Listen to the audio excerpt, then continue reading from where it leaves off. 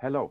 We will start the broadcast in a couple of seconds, just to give a couple of people still time to join us. So please bear with us.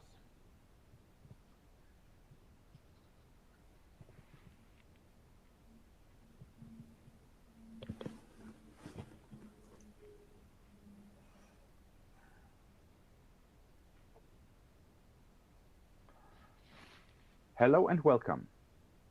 Welcome to this webinar titled Next Steps in Implementing, Auditing, and Maintaining Your Information Security Management System. Thank you very much for joining us. And before we start going into the actual webinar, please allow me a couple of housekeeping rules, guidelines. This webinar is being recorded and will be available later on for people want to refresh, want to see it again. And if you have any questions, please feel free to ask those questions in the Q&A area of the screen. And please make sure that you are downloading and referring to our documents we have available for download. So my name is Willy Fabritius, and I'm the Global Head for Strategy and Business Development at SGS. My career goes back something like, 30 years in management system certification.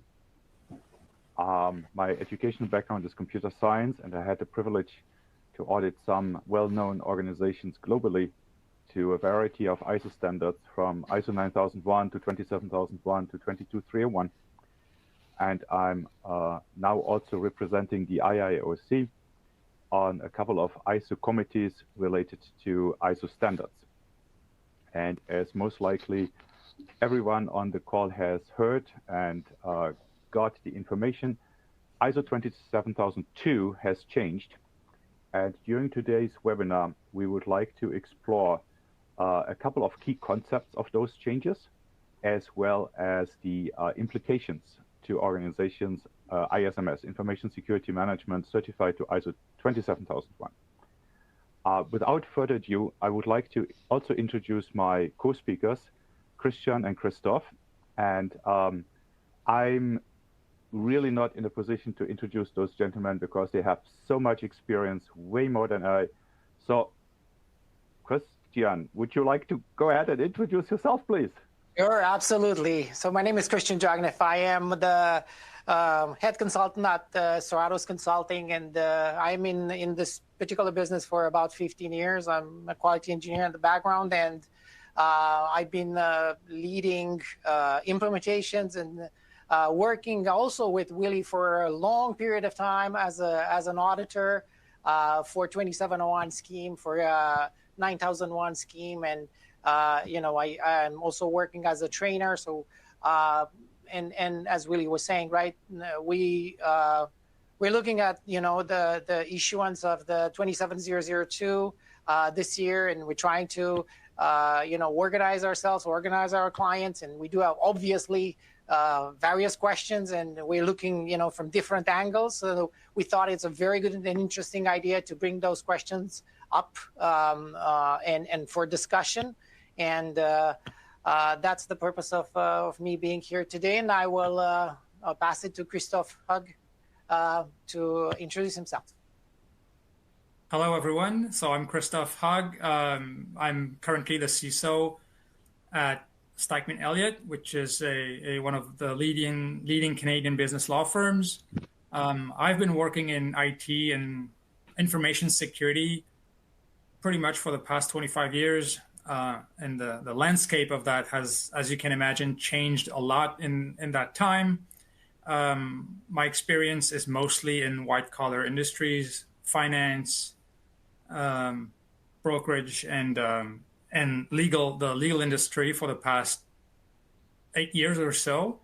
And I've had some close contact with the ISO 27001 family of standards, having had to manage and achieve certification on ISO 27001 in a couple of organizations that I've been involved with, including the current law firm that I'm at.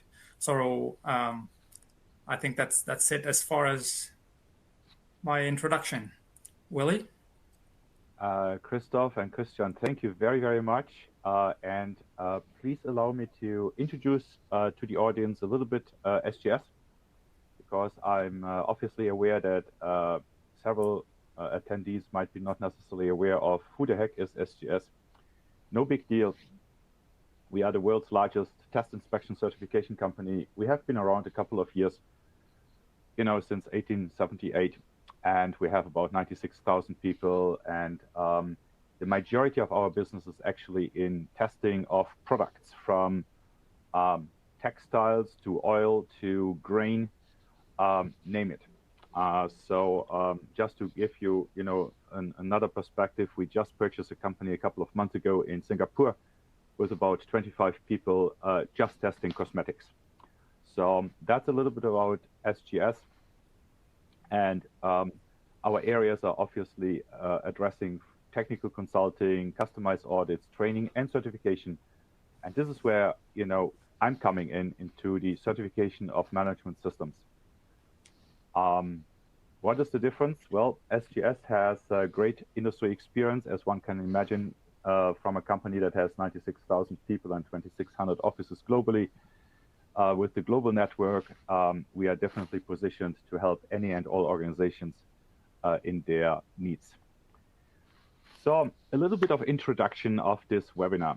Of course, we will talk about the famous ISO 27002 edition 2022, which was significantly revised and has a couple of very, very significant enhancements, clarifications, additions, and on a regular basis, we have been asked, so how does this impact my 27001 certification? And I hope that during this presentation, we will be able to help you understand, to put those things together, because on a regular basis, there is a certain misconception in the market, how those, 27,000, 27,001, 27,002, blah, blah, blah number are actually fitting together, and I hope today we will be able to help that. And with Christophe's participation, we really hope to help to bring this client perspective into the discussion. It's one thing that an auditor like myself and a consultant like Cristian are talking, but we really felt that it's very, very important to also bring the client's perspective into the dimension and into the discussion. And then Cristian will talk about the implementation perspective, and then we will have a discussion among the three of us to help address some fundamental questions we have seen and have heard. But in the meantime, I once again would like to encourage the audience, please submit your questions into the chat box so that we can address them as we speak. And I don't know whether the person who asked that very first question joined shortly after or before I said, yes, this webinar is being recorded. So, introduction to 27002 edition 2022. Brand spanking new, just a couple of weeks old. As I think the majority of people on this call know, ISO is on a regular basis reviewing, updating the standards to make sure that they are current and that they are relevant. So when you look at the old version of the standard, you will see things like cloud computing not being addressed. Okay, no big deal. Things change, and after a while, the ISO committees then come to the conclusion, well, it's time to update, and this is exactly what happened. So they restructured the standard. They added a couple of new controls, combined existing controls, and that's the fundamental reason why the standard was changed. We do know that this has an implication on ISO 27001 as well, because the Annex A of 27001 is obviously an exact mirror of the 27002. By changing the 2, the 1 will need to be changed. So we still expect that by the end of Q2, maybe Q3, there will be an addendum to the standard, to 27001. It will be not a revision to the standard. It will be an addendum. And these two words are very, very critical and crucial to differentiate in the ISO speak. We still expect then at a later time, maybe next year in 2023, a full-blown revision to the standard, but we will see what comes out of the different committees and what ISO will do. In the meantime, we do have a new standard out there, and I think it's very imperative that we understand what are the changes. And that said, I would like to give it over to Christophe to address those. Thank you, Willy. So yeah, 27002, the 2013 version, it was structured a certain way. It contained like all of these areas that are represented on the wheel here. And it mirrored, like you said, Willy, it mirrored the Annex A of 27001. So, and you just referred to an addendum. I guess one of the things that I like to, as somebody who has a certification to maintain in the organization, one of the things that I'm concerned with, or that I would like to know, is can we expect the addendum or the changes in 27001 to really be, oh, it's a new Annex A and that's it? So the controls, all of the controls that were changed in 27002, added, merged, possibly removed, right? Is that just going to be the change in 27001 that's going to follow, or can we expect something more? Like, is there something that's more fundamental to the entire approach of maintaining an ISMS? I think this is a very, very good question, and obviously I cannot say too much because I'm not talking on behalf of ISO. I'm talking on behalf of SGS. So what we do know, though, is that a very early draft of the addendum was circulated among the committee members, and the only change that really happens is related to the Annex A. So the existing Annex A will be replaced with a new Annex A that looks exactly like 27002 with the new updated controls. In terms of certification, I only can say, don't worry, because 27001 certification is based on a fundamental, simple thing, and this is called risk assessment. And based on the risk assessment and the outcome of the risk assessment, an organization will need to identify suitable controls and document those suitable controls in a statement of applicability. And then the organization ought to verify, compare their controls they have selected with the controls in the Annex A. So it's quite possible that an organization selects controls from a totally different framework, CIS, NIST, name it. And the only thing that is actually required is to verify that none of the Annex A controls has been omitted, and document those that have been implemented, respectively, are not applicable, with applicable justification. That's the only thing. So if there is indeed, and there will be obviously a change in the Annex A, for the time being, it has really no impact upon the ISMS. And by the way, there's always a transition period that usually lasts 2 or 3 years. So from that perspective, also don't worry.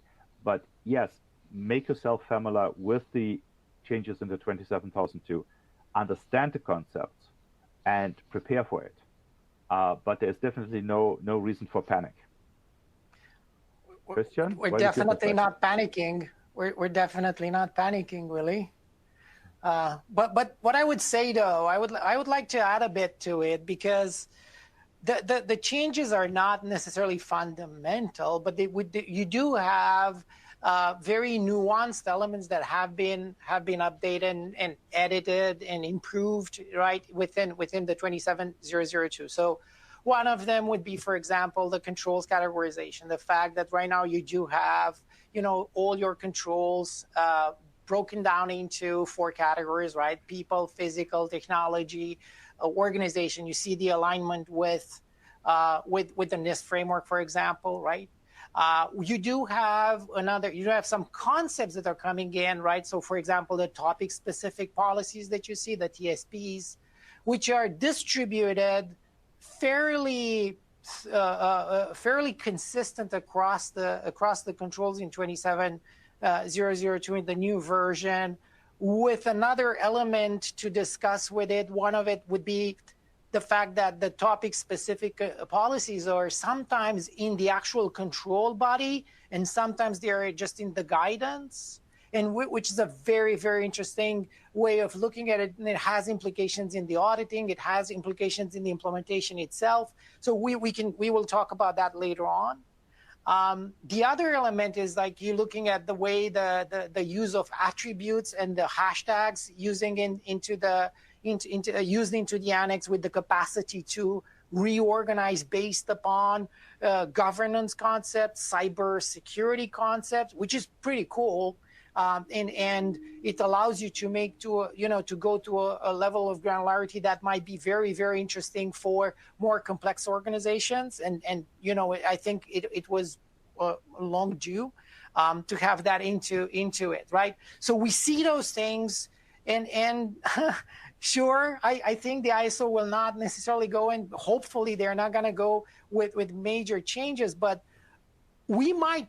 I presume, at least from the auditing and the implementation perspective, it will affect one of our biggest elements that we're working with, our core controls and core processes, which is the risk management side, right?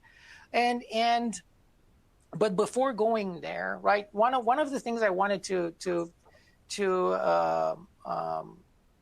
ask you about, and we were talking about it, I think you do have, your very clear opinions on that, is, we know, as you were saying at the end, right, the organizations that implement and certify, they need to analyze the controls, and, they need to determine whether those controls are going to be included or excluded. And the exclusion game is a very important game into the implementation, right? So is it going to be easier or harder for organizations to exclude the controls, given the aggregation, given the bit of a complexity that has been added, and those new umbrellas that came in to play into the actual standard? Do you think it's going to be easier or harder to exclude controls, Willy?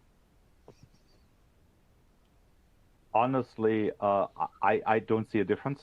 It will be not easier, okay, and it will be not more complicated. It will be different because obviously there are changes, and every time there are changes, then people need to really review and analyze.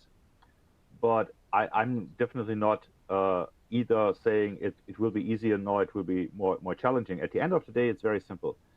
The ISMS needs to protect the information the organization intends to protect. And what kind of controls you have, it really doesn't matter, as long as the risks are adequately addressed with suitable controls. And then the organization needs to review whether all the controls of the Annex A have been addressed. And if not, that's fine, but there needs then to be still a justification. That's the fundamental idea. Hopefully, yeah, the question is going to be there. Okay. Yeah, I mean, honestly, I have seen justifications that don't muster even, the first sight. It's something like, justification, don't want to do it. I'm sorry to say that doesn't work. But if somebody says, we don't have processes in place for software lifecycle management because we don't develop software, oh yeah, that makes sense. Totally logical, right? But if somebody says don't want to do it as justification, sorry, from an auditor's perspective, that is definitely not acceptable. Okay, that makes sense. But again, the risk management is one of the most important elements of the standard. And from the implementation perspective, I can say, it's one of the areas that are the most, where our focus goes the most, and where our clients are actually very, keen in making sure that those controls are associated with the right threats and the right risks and so on and so forth. So I know Christophe and his team, they're extremely, nimble in terms of working on the risk management side. So from the implementation perspective, I think we can move the slide, Willy, and address those that as a discussion on the implementation side as well. Yeah, so Cristian, want to address that? Oh, sorry, Christophe, want to address that? Christophe. Yeah, so, well, and just before I go into that, because I see there's somebody that asked a question, and which kind of relates to what we just talked about. I don't know if we want to address that now. Is there a documentation toolkit? I'm gonna pass it on very quickly to Willy. My perspective on this is that the ISO, the change that's been published is so recent that I'm not even aware that there's a lot of documentation toolkits other than the mapping that exists in the standard itself, because the standard itself came with a mapping, like explaining the changes, but in terms of adjusting to the change, I don't know if Willy, you want to address the question. The 27,000. Yeah, Willy, is the 27,000 standard updated as well? I didn't check that. No, to the best of my knowledge, not. And by the way, in terms of best toolkit, sorry to say, as a certification body, we must not and will not recommend particular technical solutions. That is just simply not how we operate. It's up to the organization to determine what is the best tool for them. It's it's quite obvious that for an organization of just 2 people, the tool set might be totally different than for a company that has 500 people versus a company that has 10,000 people in 8 countries. So I'm sorry to say, no, you will not get a precise answer from me in terms of what kind of toolkit. All right. Well, but again, like from my perspective, like right now, as somebody who manages the security or the ISMS in an organization that has a certification, my main source of information right now is the standard itself, because it not only highlights the change, and I can refer to the previous version, the new version, but the new version also includes like an entire mapping of where the changes are, and that explains how that can impact the implementation. And speaking of implementation, Cristian, you were mentioning moments ago one of the changes that appeared in the new standard, which uses other than like the reshuffling of controls, the categorization. It includes some categorization, some attributes, hashtags, as you said. Like you have control types, properties, cybersecurity concepts, which are one of which is tied very closely with the NIST cybersecurity framework. Yep. And so my question there, or what I'm looking into, when 27,001 gets changed in turn, are those really informative labels? It's a very good question. And that's how we should treat them. Or could this also have an impact on prescriptive controls in the future 27,001? Like what should we look into when we look at these properties and these attributes? Towards maturity models, right? So the question, I'm really interested in that discussion to see, is there an interest for the 2701 or the standard itself to migrate towards a maturity model? This is what we're doing. Because the level of information we got in there, it's exactly what you're saying, right? It kind of brings you towards that model, right? Which is more maturity driven, right? So Willy, what do you think about that? Well, I had the privilege to be in maturity model assessments, and I can tell you it's not fun for both sides, the auditor as well as the auditee, because the auditee has in his or her head a calculator that says, if I'm getting, a 4.2 here, I need to get a 4.8 there in order to get at least 4 on average. And all of a sudden, they start really arguing whether, the procedure is that and the implementation is that, and therefore it's really a level 3, level 4, level 5. Because everybody wants to be, as matured as the competition. But sorry to say, not every organization is as matured as other organizations.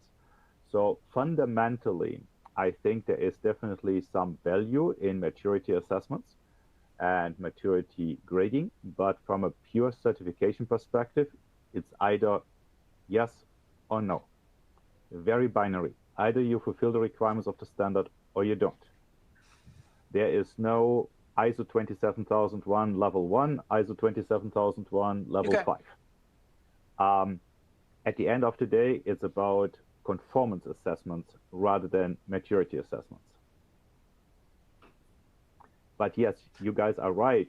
Fundamentally, there is the idea of guidelines for an organization to be better and moving to that, getting more maturity. Absolutely.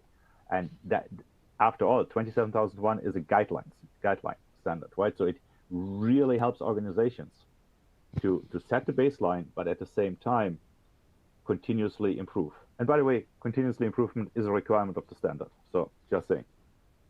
Well, we are, I mean, if you're looking at, for example, at the control types, right? They are preventive, corrective, right? You see that element brought into the actual standard, right? The hashtags, they kind of give you that level of granularity. Now, the question is, and I probably get into Christophe's area with the overall risk management discussion. Is it something that it's going to change, the way we were looking into, for example, 27005 or 31,000 standard? Do you know that if these standards are going to align and change with this level of granularity? Are we going to see elements that will allow us to look into risks, in a more prescriptive manner? Is that where it goes? It's quite possible. Okay, thank you. in terms of alignment, I can tell you that there is a dedicated working group that has the task to identify any and all ISO documents that are referring to ISO 27001 or 27002 to make sure that there is indeed alignment done. And that's a monumental task, and it will be very challenging because there are literally dozens, if not hundreds, of other ISO documents that are referring to either one or both of those standards. I do not believe, honestly, that ISO will be more granular, because the idea is that ISO standards are applicable and can be implemented in small, medium enterprises as well as multinationals. And therefore, by definition, it needs to be more generic than specific, if that makes sense. I think it makes sense. It does. It does make sense, because the 27002 2013 is a standard that was there for 9 years, right? So it was solid enough from that perspective. It had obviously some obsolete elements. Some people will argue that from the get-go, but that's okay. I mean, we were able to work around it. But there is, as I said, there is a level of complexity that has been added by those categories and types and all these elements that you see in there. But to that, going into that discussion, there's the aggregation of controls, right? So there are controls that have been added together into a mesh together into under one umbrella. And you know, the logic there seems to be, you're right, a higher degree of control that will allow you to kind of deal with them better or faster or you know, in a more effective fashion. What do you think about that? So if we take one, you know, access control would be one example, right? So I think this is a fair assessment, because at the end of the day, sometimes having an umbrella view is better than a very detailed view. And I think those changes indeed reflect that perspective, that it's much better to have a generic view that is summarizing a couple of old controls, so that the organization can fine-tune the approach as appropriate for their specific needs. Christophe, what is your perspective? Yeah, I mean, I think the changes that were made in ISO 27002 this year are a step in the right direction. If I go back to that just for a minute on those attributes, they map, like there's a direct and very explicit link to NIST cybersecurity framework, which many organizations use, and that's true. And it's a good quality framework. I mean, it contains some very useful elements, like the separation of preventative controls, detection controls, remediation controls. So that's good to have that baked in ISO. And in terms of the controls being aggregated and merged into one another, and some of them being new controls added, like some of the things that were added in 27002 this year, we're talking threat intelligence, web filtering, some elements of security and cloud services, things that are essentially, I'm sure many organizations have in place already. And in that respect, it's not ISO isn't coming up with a revolutionary new set of controls that, oh my God, we need to do this. It's more the standard that's catching up to reality, that organizations do this already. And in terms of managing an entire risk, like Willy, you said, you know, ISO 27001 is first and foremost, it's about risk management, risk assessment. And I think managing the information security management system in an organization, first you want to manage your risk, get your controls where you need them, reduce your risk without even, like, you can make an abstraction of ISO and the certification project for a minute and just saying, okay, this is what we need to do as a business to protect ourselves. And then if we do that, then the conformance to the standard and the certification, that will come rather naturally. And like, yeah, and to me, like, among those new controls, the ones I mentioned, I'll repeat one of them, web filtering. To me, I have absolutely no concerns with it, because it's obviously already in place in my organization, and I'm sure in most organizations it's already in place. So I don't think people are waiting for a new ISO to think about, oh, we should do web filtering. So to me, that's the takeaway here. Yes, and you know, from an auditing perspective, I can tell you that on a regular basis, we have seen way more controls implemented than have been documented on the statement of applicability. Classical example would be in the United States, many organizations are dealing with the Department of Defense. And guess what? Part of the contract says only US citizens are allowed to work on that particular project. Subsequently, during the hiring process, they ensure that US citizenship is being verified. Makes a lot of sense, right? Because it's a contractual requirement, it's a legal requirement. Yet when I go into the statement of applicability, under background check, what am I missing? Citizenship verification. And the question would be why? And there are so many things that organizations do right because they somehow have identified the risk and implement suitable controls, but then they forget to take credit for those, not listing them in the statement of applicability. And web filtering is just one of those examples. I think the list could be added to a couple of hundreds, if not thousands, of controls, which is not really the intent. But nonetheless, yes, from an auditor's perspective, I'm getting extremely nervous if I only see controls coming from the NXA. I do expect, and to a certain degree demand, that there are additional controls listed.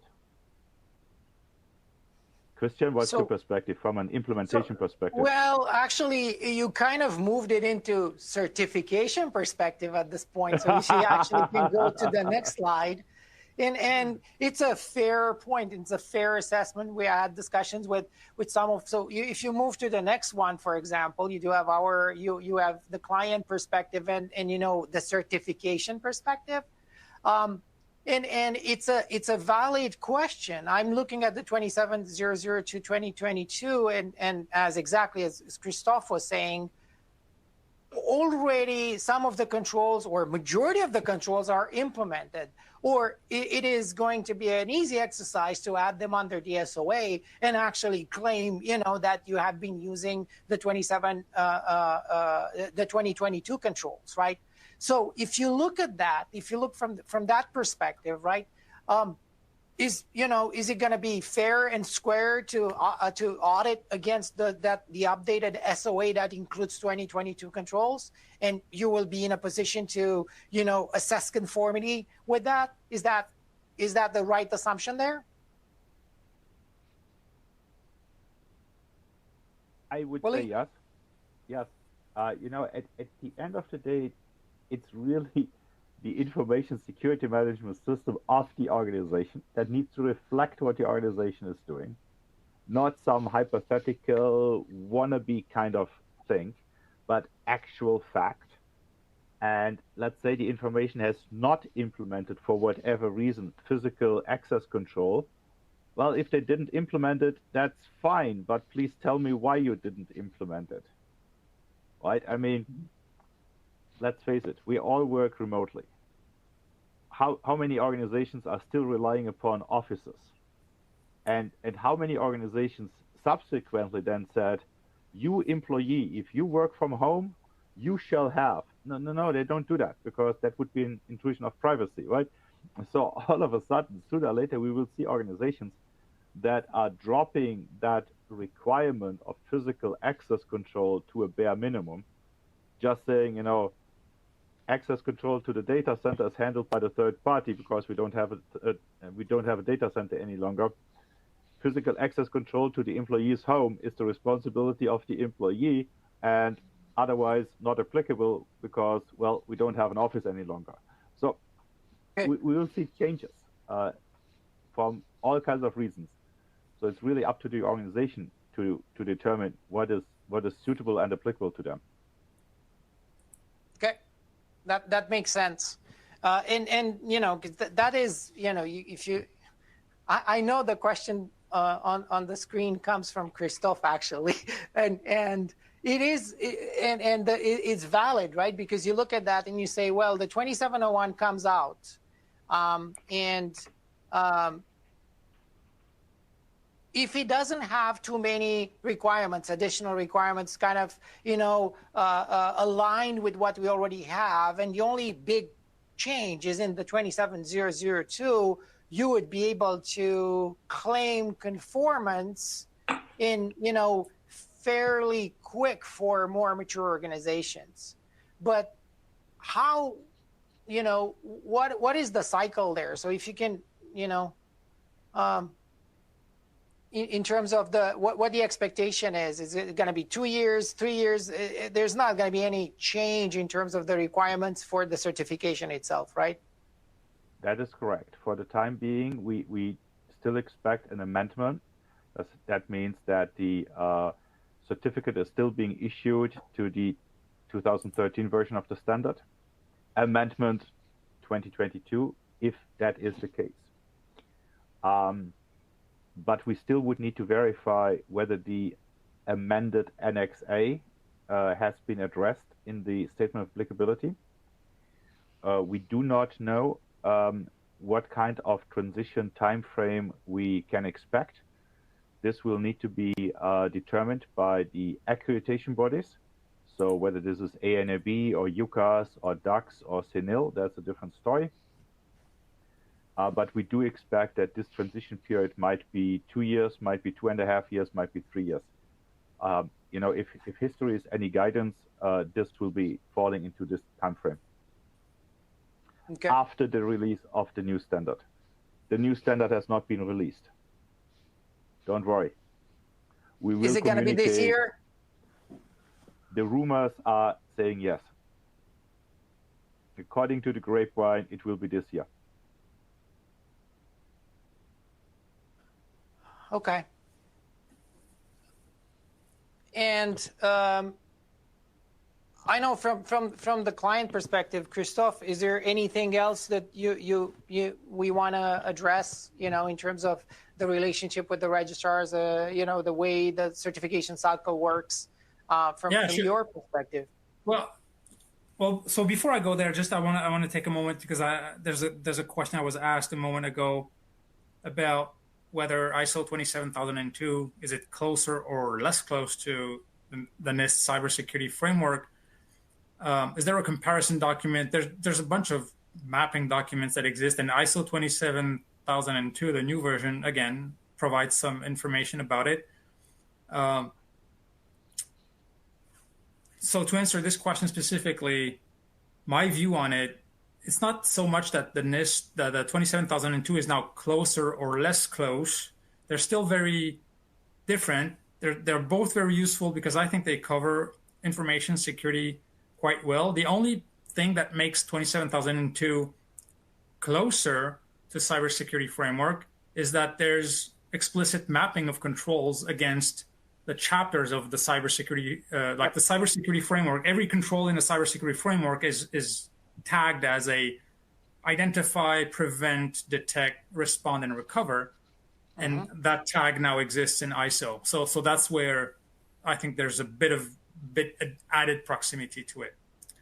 Now, in terms of, to go back to your question, Cristian, on cycles. So just to take the example of my own organization, certified on ISO before the 27002 came out this year. So we're exclusively on the 2013 version. What can we, and I'm actually going to refer to the question that's on the screen, really, is it, I imagine there's a transition time, but we are certified. If the organization is certified, there's a 3-year cycle. Does the new, like, let's say ISO 27001 comes out, is released this year, would it apply for certification purposes immediately, somewhere, I hope not immediately, obviously, but within the certification cycle, or do we wait, the entire new cycle, like we do certification, surveillance audit, the 3rd year, again, surveillance audit, all on 2013, and then the 4th year, which is essentially a new full audit, now we should be ready. Like, how does it work? Yeah, Christophe, I think this is a fantastic question. We hear all the time, and I have heard that question in the last 25 years a few times, because every once in a while there's a change from one standard version to another standard version, whether this is from, BS 7799 to 27001, whether this is from ISO 9001 version, whatever year, to the next year. So we've been through this update, upgrade, revision cycle a few times in our industry, and we do have processes for that, believe it or not. And I think in the meantime, we are pretty matured in handling this kind of updates. So what happens on a regular basis, it's predictable, like Swiss clockwork. Not that working for a Swiss company helps in this case, but yes, we it's very, very precise. So there's a FDIS final draft international standard or final draft amendment coming out, and this is the pretty much 100%, okay, let's say 99% of the final version. The only difference might be grammar errors being addressed, typographical errors being addressed, sequence of paragraphs are not properly numbered before the standard is actually published. So this is just an editorial kind of thing. That usually takes about 6 to 8 weeks. Let's say 8 weeks. Once and that's a publicly available information, and we will document that and talk to our clients and publish that information. Once the standard is being published, the clock starts ticking in terms of, is it 2 years transition or is it 3 years transition? And transition means really upgrading, updating the existing certificate. For all intents and purposes, the first 6 months after the publication of the standard, the client organization are busy updating and upgrading their processes. The consultants are busy updating and upgrading their processes. The certification bodies, the accreditation bodies. So don't expect that you can already upgrade to the new version of the standard the moment the standard is published, because neither the certification bodies, nor the accreditation bodies, nor the auditors, nor the consultants are ready. It always takes a couple of months before we are actually able to deliver audits to the new standard. The organization who is certified can upgrade to the new version in between as they see fit and necessary. So that could be via a special transition audit. It could be as part of a surveillance audit where additional time is being added to ensure that indeed those changes have been properly implemented. Or it could be part of the recertification audit by the time the original certificate is expiring. So for existing organizations, for organizations with an existing certificate, for all intents and purposes, you can do it during the next surveillance audit or during the recertification audit. For organizations who are getting certified immediately after the update of the standard, they will have a choice, most likely 6 months or a year, whether they go for certification to the old standard or certification to the new standard. Should they choose to go for the certification to the old standard, the certificate will not be valid for 3 years, but only for the remainder of the 3 years transition period. So let's make a hypothetical example, and I really would emphasize hypothetical example. Let's say the new standard is published June 1st this year, and an organization is getting certified January 1st next year. The certificate will only be valid until 2.5 years, or for 2.5 years, because the standard had already been updated for 6 months. I think this clarifies that transition question. Does it, or? Yep, for me, yes. Okay, wonderful. Okay, thank you. And I think for me it clarifies it, and I think in the explanation that you gave into the lead times and all the training and adjustment time, I think you've already provided some elements into really the auditor perspective, which I think if we had another slide just to keep things moving. So the auditor perspective, maybe we can go into that. I see another question. I don't know if we want to take that now about how is the new version divided. So the new version has 96 control. I guess they're divided in 4 main categories, and they're mapped to. So there's extensive mapping that's done with the previous standard. We're talking, and really, I'm talking really high level. Right. And there's aggregation that you're going to be seeing for particular controls like access control, transfer of information, backup. I guess there's many of them that have been aggregated into those under those new controls. They're new controls. What Christophe was talking about. Web filtering, cloud security. It's another control that has been added. There's new concepts. For example, they're talking about data masking. Well, it's not a new concept. It's a 20-year-old concept, but hey, it's in there right now, so we can work with it. So these are the elements, but again, and it's very interesting. Also, you do have the mapping that we keep talking about, the categorization and the labeling that has been added. It's probably the first time when I see that the standard recognizes the operational capability feature or function of the ISMS by actually identifying operational capabilities under the controls, which really puts us in the right place within the organization, right? So the ISMS is addressing mostly operational risks. That's what we're dealing with, and it makes it almost explicit, I would say, at this point. What else? There's another element that you need to keep in mind when you look at the new standard. I was talking about the topic-specific policy, right? Whether it is in the control itself or it's in the guidance. And I'm going to go back to Willy with a new question, because we're saying, well, usually because I'm an auditor too, and with about almost 15 years experience in auditing as a third-party auditor, and I know you. Sorry. And I watched you. I know. How you did audit. Yeah, I know.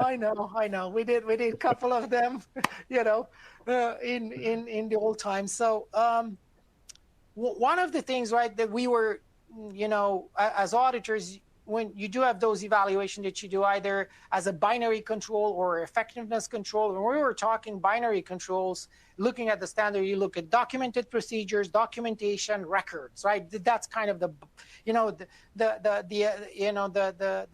trifecta of how you're looking into, deterministic into the actual document.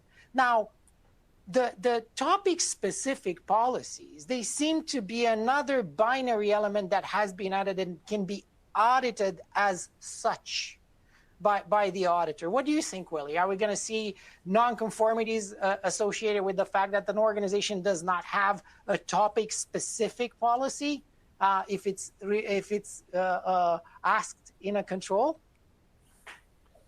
It depends. As usual in an audit situation, honestly, I had on a regular basis problems passing tests as in audit test classes because there is not enough information. While on the other hand, in a real audit situation, you do have more information. So yes. Let's make an example. Let's say there is the need for topic-specific documentation in a control, and the organization has that addressed in whatever document. Well, then it's not a non-conformance. But if there is no documentation whatsoever, there is an issue. But then the question is, what actually is documentation? Is a wiki on the intranet of the company Absolutely. Documentation? Of course it is. It really depends. And by the way, if there is a new control, but the organization is still being listed certified to the old standard, but added that control already to the statement of applicability and says it's implemented, then I think it's fair game also to audit. It's fair game. For example, it is fair game.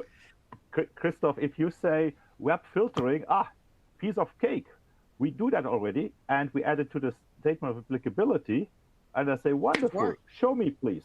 And you say, right. Oh, well, oopsie doopsie. Well, that's a non-conformance, regardless whether it's the new standard or the old standard. because you put it already in your statement of applicability. Yeah, that's Right. fair game. I think as long as and I think that actually answers one of the questions that's been asked also is if you have a control that's in place and you want to put it forward as part of your certificate or your certification project, you want to put it in your SOA and your statement of applicability, and then it becomes fair game for the auditor. In my case, our statement of applicability is mapped quite directly to ISO 27001 Annex A, the 2013 version. So we don't have an explicit mention of web filtering in it. I like this example of web filtering. There's no mention of it. Once we transition into the new Annex A, assuming the new Annex A maps what we see today, then the future statement of applicability will effectively, explicitly talk about web filtering and how the control is implemented and what's in place. So yeah, that's the way I approach it. Yeah, and then it's a step, it's a natural step to actually get to the SOA that will be compliant and aligned with 2022 version, right? So first to identify the actual control that is already in the 2022, not necessarily specifically have it under the requirements of the new standard until the 27001 gets out, right? So that's probably one of the ways that we can actually look into it. Another control I wanted to mention was the cloud security, and I do have a very specific question for you, which is on the screen right now, Willy, which is, what are we doing with those, the 27017s, the 27701s, the non-accredited certifications, and how do you see that moving forward? Are they going to be retired? Are they going to be under the 27001? What do you think it's going to happen there? We will see. So with regard to 17 and 18 and 19, there's obviously discussion in terms of, are these standards still relevant? And some of those standards are still relevant. I think some they are. of those standards might be not relevant going forward. With regard to the NIST cybersecurity framework, obviously that's up to NIST to determine whether they think this is relevant, and most likely they will come to the conclusion it is. With regard to 27701, that's a totally different story. That's considered to be an addition to 27001 for the purpose of a PIMS, a Privacy Information Management System, and 27701 will be around for some time. It may need additional modification amendments because of the changes in 27002, but we shall see there as well. But definitely that's a certifiable standard. So organizations wishing to have their privacy management system certified, they can do that to 27701.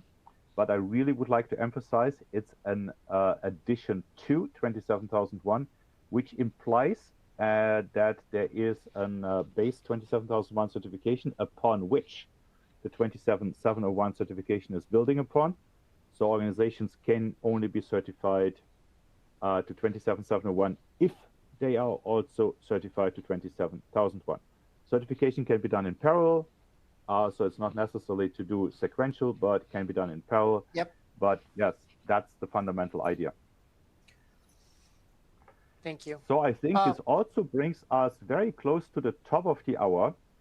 Let's have a quick look at questions we have received in the Q&A. There was one question asking about, is the standard, so I assume this is 27002, available also in other languages? Yes, it is available in other languages. Please don't ask me which languages that these are, because that's really up to the national standardization bodies to publish those standards in the respective language of the country. So I would be not surprised to see the version available very, very quickly in Chinese, in Japanese, in German, in Spanish, in French, and so on and so forth. Yeah. Do we have any other questions? Let's have a quick look. Should we advise our customers who are preparing to pass the ISO 27001 certification to wait for the new version? No, why? No. I mean, every management system, by definition, is supposed to be living, needs to be updated, revised on a regular basis. You know, when I was still in the field auditing, one of my favorite things was, and I'm obviously now dating myself because 3-ring binders is not something we are using any longer, but I just was, you know, browsing through the documents, looking at how old they are, and when they were older than 3 years, that was just an invitation to start digging and asking for more questions, and I'm pretty sure I found something. So no, I would go for the implementation right now. Implementation is not done over the weekend. It takes a little bit. And updates and refinements are standard practice. Absolutely. A certification project is depending on the size of the organization, but it takes several months, several years, even if it's a big organization. So I think, yeah, I agree with you, Willy. And then there is a question that says, minor nonconformance aside, would you ever give a major nonconformance for a non-required control used in a statement of applicability?